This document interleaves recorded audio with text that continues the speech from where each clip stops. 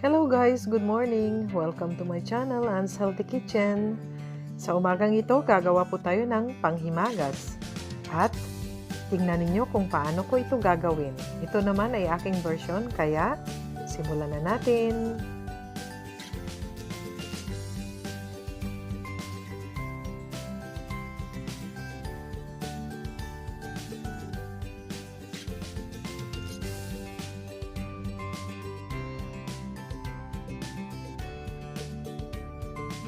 Ito ang ating mga sangkap. Meron tayong itlog, fresh milk, condensed milk, meron tayong lemon zest, at saka ang ating sugar for caramel.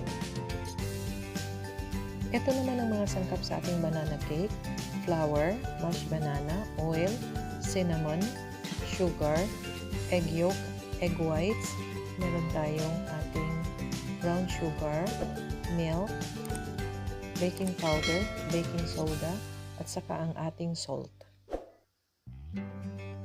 Ang una nating gawin ay ilagay natin ang ating sugar at gagawa tayo ng caramel. Nilagyan ko ng kaunting tubig upang maging ganito ang ating caramel. Tingnan nyo naman, napakaganda ng kanyang kulay. At saka palalaputin lang natin ito ng kaunti at pwede na nating ilagay sa ating molder. Ganito ang consistency at ilalagay na natin sa ating molder nang sa ganon ay tumigas siya. So tingnan ninyo, napakaganda ng kulay at saka spread lang natin siya para dumikit siya sa ating molder. Ayan.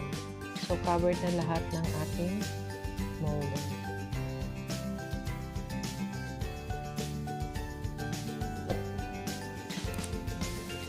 Batihin natin ang ating itlog. Ihalo na rin natin ang ating condensed milk. Haluin lang ng maayos. At saka huwag i-overbeat ang ating egg yolk. Ilagay na din natin ang ating evaporated milk. Sabay halo na din. At saka ang ating lemon zest. Hayaan lang natin na ma-incorporate lahat. Basta yung paghalo natin ay hinay-hinay lang. Ngayon, pwede na natin siyang salain. 2 beses ko itong sinala. So, yan ang unang sala. At pagkatapos niyan, sasalain natin siya ulit.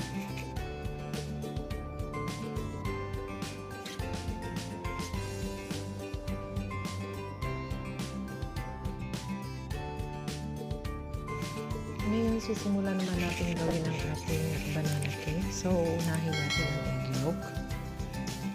2 egg yolk yan. Pagkatapos, batihin lang natin ng kaunti. Pagkatapos, ilagay na natin ang ating milk.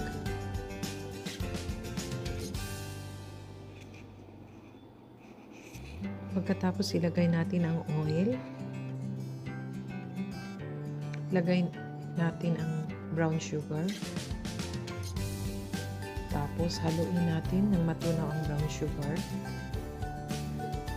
Pagkatapos niyan, paghaluin natin ang ating flour, baking powder, baking soda, at saka ang ating salt, at saka ang ating cinnamon. I-mix natin ang ating dry ingredients bago natin ihalo sa ating wet ingredients. So, ayan, halong-halo na talaga siya. Ngayon, pwede na natin ihalo sa ating wet ingredients ang ating dry ingredients. Ayan. Haluin lang hanggang sa lagay natin ang mashed banana. At saka haluin ulit.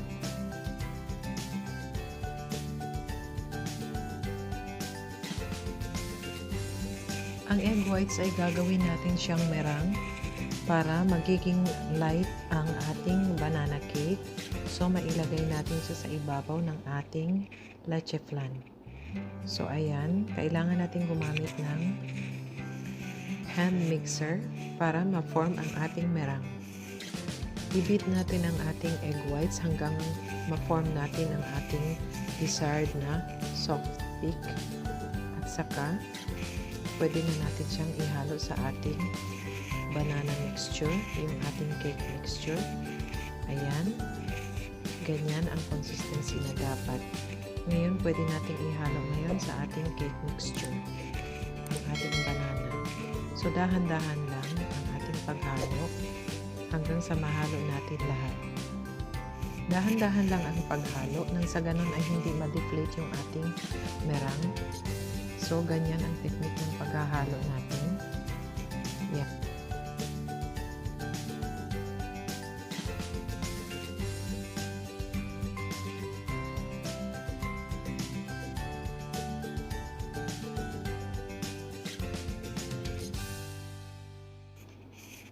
Ngayon, naka-ready na ang ating caramel.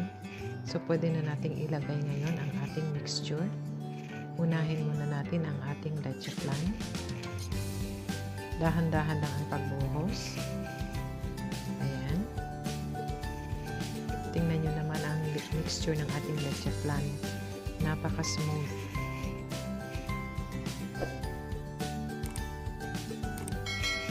Ngayon, ilagay na natin ang ating banana mixture.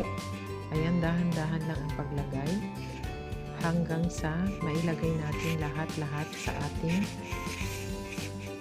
leche flan.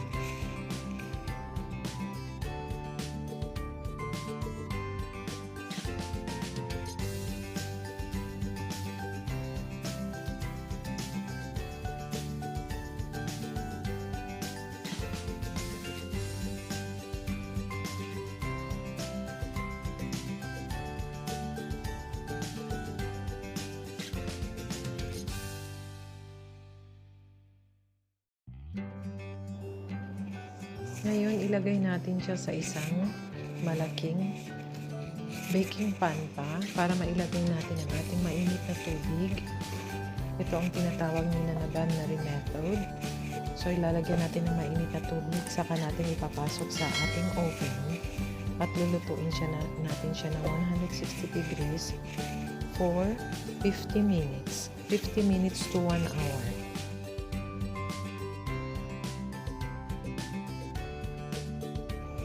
Ito na ang ating banana cake leche flan. Ayan! Ngayon, atin na siyang ilagay sa ibang lalagyanan.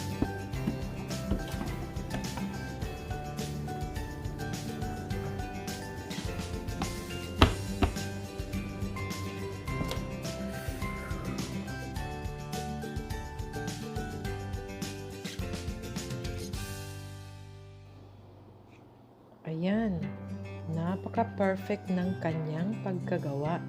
Tingnan nyo naman ang kinis-kinis. Napakaganda siyang tingnan. Ayan, ngayon susubukan na natin ang ating banana leche flan. Wow, napaka-creamy.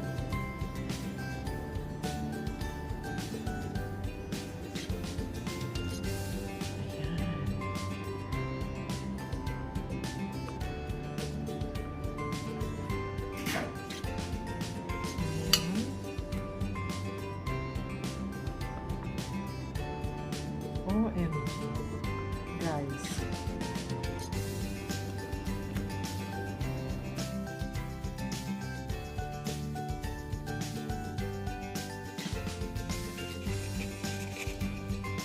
Guys, napaka-perfect ng banana leche flan ko.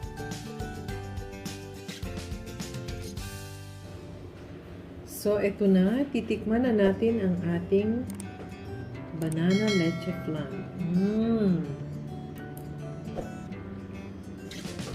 Guys, napakasarap. Napaka-creamy. Ang sarap.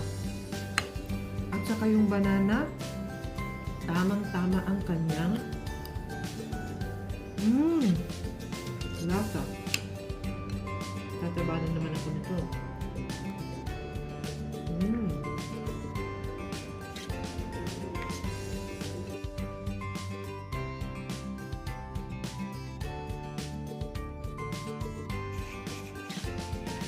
Guys, kung nanonood pa kayo sa videong ito, it means to say, nasasarapan kayo. Kaya, payo ko sa inyo, Gawin nyo na ito nang sa ganun naman ay matikman ninyo kung ano talaga ang banana cake flan. Kaya, see you on my next video. Bye!